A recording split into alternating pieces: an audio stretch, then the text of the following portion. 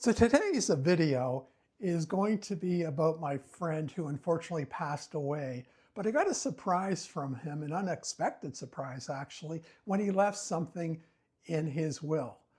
So there's going to be some heavy parts, but my friend had a great sense of humor. So I thought maybe we'd have to start this video off maybe a little bit on the light side to honor him. So what I've always wanted to do, I want to be one of those YouTubers that make coffee. It seems like every other YouTuber is drinking coffee while they're doing their vlog, and I've never done that before. So I'm going to take you through the whole scientific process. So I've got a Keurig machine, I've got a pod. Whoops, there's one in there already. Dispose of that. You put the pod in very, very carefully, as you can see I'm doing. Perfect. Now I pick which size I want. Decisions, decisions. Okay, I'm going to pick the middle size. But first, I got to put my cup underneath here. Otherwise, the coffee will spill. Lots of things to think about. Okay, so now the machine is brewing. Are you kind of picking up the cool vibes now? All righty. The coffee has finished brewing. And also, you notice my cup is cool too. No hurry, no worry, I'm retired. Okay, let's add some milk.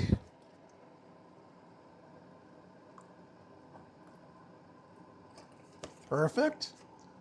Just going to take a small spoon, stir my coffee. Whoops, I dripped a little bit on the counter. That's what paper towels are for. So now, cheers. I'm going to taste my coffee, and I'll give you an opinion of it. Oh, that's horrible. I got to do a better job next time. So much for being cool.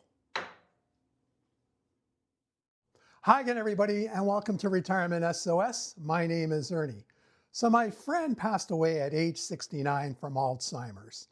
And if you've never been around Alzheimer's, believe you me, when somebody passes away, mentally that person had passed away years ago. And that was the case with my friend.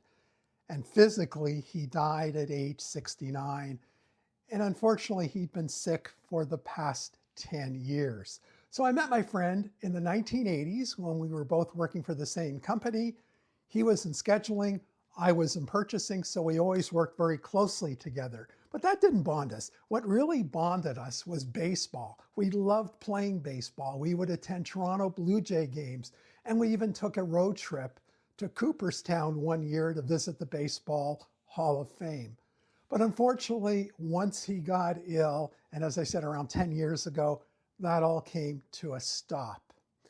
And when he passed away, I was a little bit ticked off because the funeral was private, which meant none of his friends were invited. So I never really had the closure that I was seeking when he passed away. But then, out of the blue, last summer, I received this email from his cousin.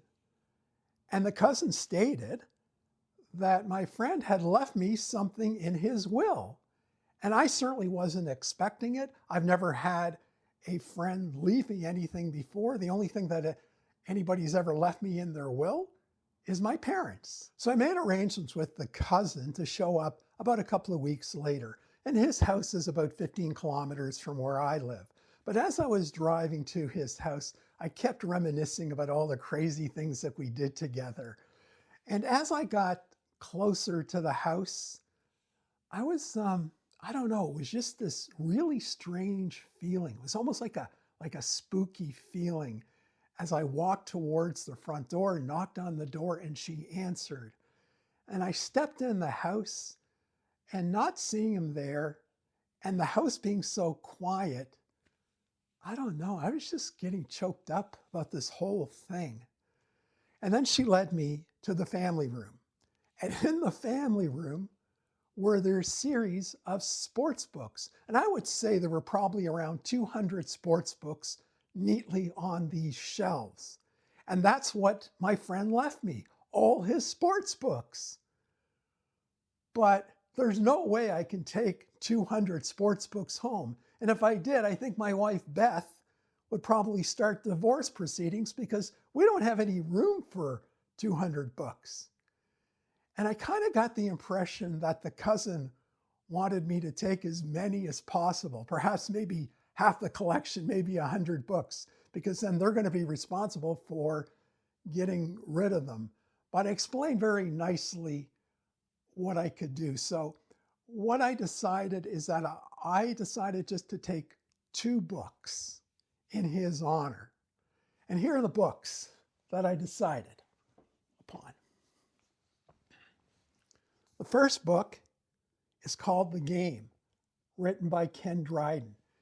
And this is about his last year playing hockey and just all the trials and tribulations of that last year of hockey with the Montreal Canadiens and the pressures.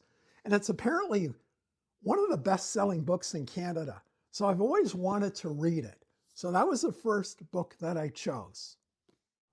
So the second book that I chose is called Press Box, written by Rhett Smith. And Rhett Smith is an old American writer that has written about some of the greatest athletes of all time going back to the 1920s. So I thought this would be a really good read. And I really appreciate the fact that my friend had left me something in his will. And, you know, I never had closure because his funeral was private. And I think this helps me come to terms with his passing. And I was wondering, have any of you had a friend that has ever left you something in his will? If so, please let me know in the comments. I'm really curious about this because that's never happened to me before. So that's our little video for today. I hope you enjoyed it. So until next time, bye for now.